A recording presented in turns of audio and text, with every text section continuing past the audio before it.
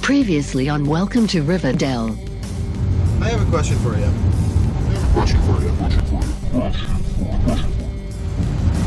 In a capitalist society, the value of humans is only as much as they fit into the structure of capitalism itself. So, if you have a lot of money and you can consume a lot, then you're contributing to that system and your value.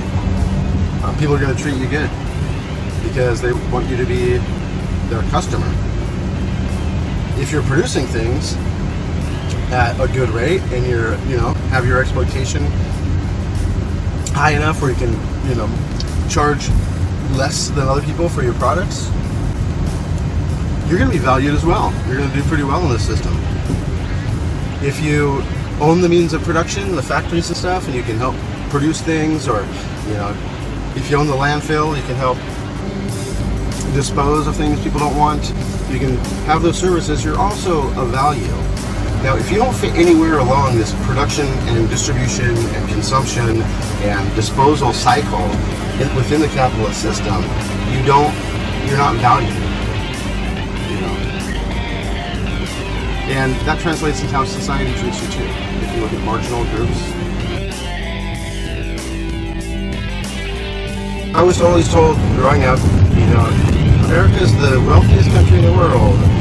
And, that may be true. But let's look at how. If you look at the history of the United States, the wealth that was created here is a direct result of two huge institutional atrocities. The first one is slavery, bringing slaves over to do the labor. As we learned in the last episode, work is the only thing that adds value to an economy. And all of that work for 400 years that slaves did, they did not see the return on. In fact, their owners saw the return on, and then they saw the interest on that on top of it over generations and generations and generations. So when we look and we see the disparities in wealth, it's really no surprise. So black people were also excluded from things that were supposed to equalize the playing field, such as low interest loans for GIs after World War II. They were excluded from that. And most working class people, the way that the families can build wealth is through owning their own house over time. And they were excluded from that too in the 1940s and 1950s.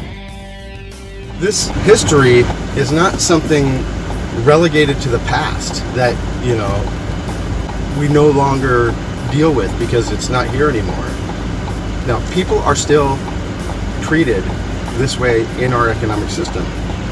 Now, it may not be the Wild West. It may be that we have, masks on or maybe kid gloves or something, but it's still real. It's still happening. So, if you think about it, the people who have all that wealth that was created and then grown over time,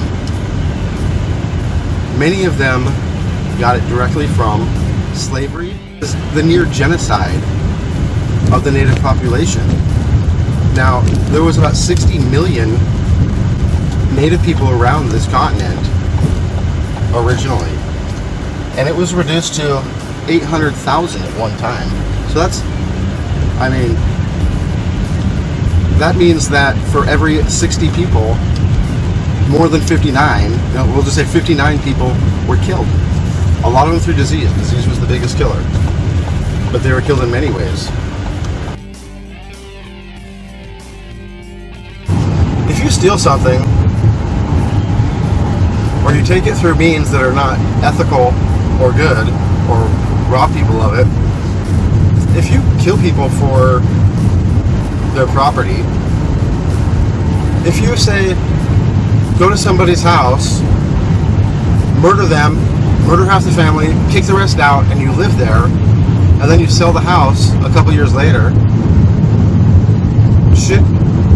should you be honored or should you be esteemed for the wealth that you created?